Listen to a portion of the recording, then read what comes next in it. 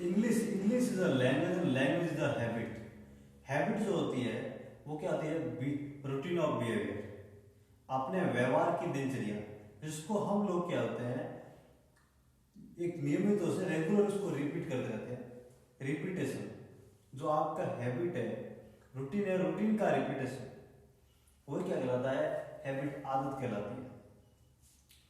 आपका 5 बजे उठना, सुबह 6 बजे उठना, उसके बाद ब्रश करना, फ्रेश होना, फिर आपको नहाना, ब्रेकफास्ट लेना, उसके बाद अगला टास्क, इस तरह से ऑफिस जाना, ऑफिस में काम करना, ऑफिस में लंच करना, फिर घर आना, डिनर लेना, कुछ और करना, है ना।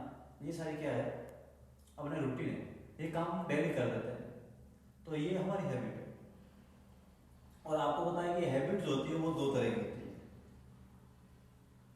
और वैसे हैबिट जो होती है, एक अपन खुद बनाते हैं और एक खुद ही बन जाती है। जो खुद बनाते हैं वो तो अच्छी हैबिट होती है, और जो खुद ही बन जाती है वो तो बुरी हैबिट होती है ना, क्योंकि ऑटोमेटिक जनरेट होती है। क्योंकि खुद कैसे बनती है?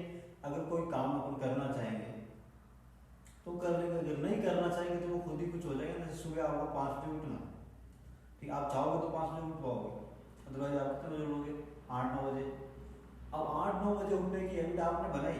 बिल्कुल नहीं, ये ऑटोमेटिक होगी।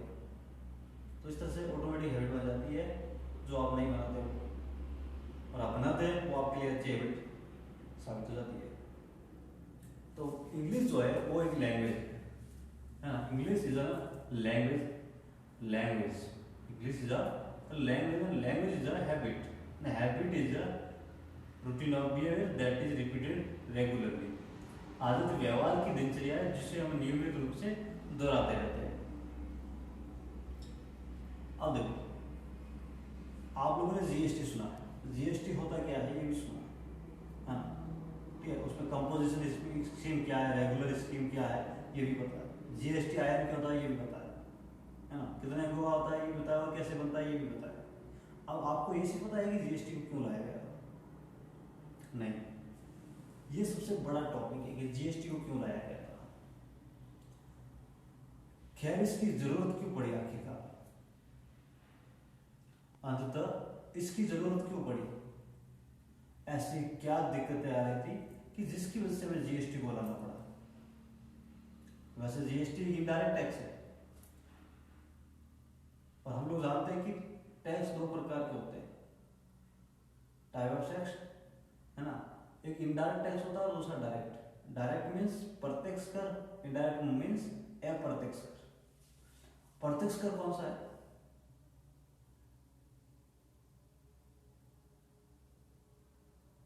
जिस पर लगाया उसी से वसूल लिया, ये कहलाता है प्रत्यक्ष कर।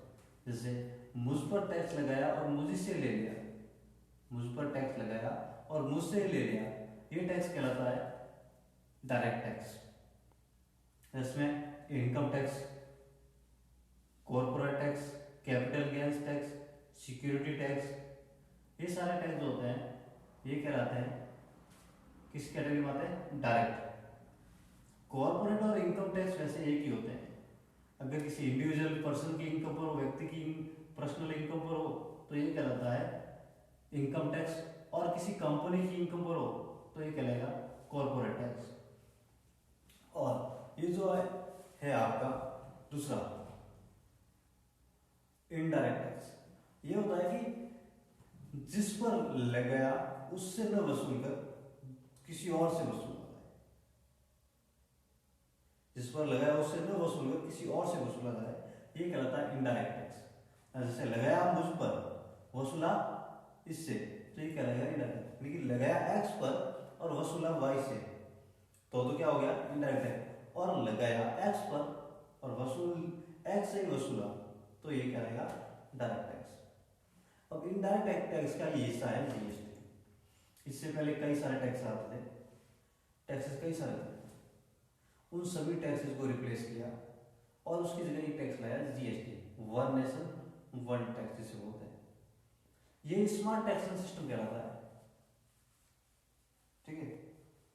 देखो, जीएसटी से पहले वेट का आना जरूरी है, क्योंकि वेट कहीं जो होता है वेट जीएसटी में कन्वर्ट होता है, जो नहीं होता। हमारे यहाँ फाइनली वेट जो है जीएसटी में कन्वर्ट हो गया, वैल्यू एडेड टैक्स।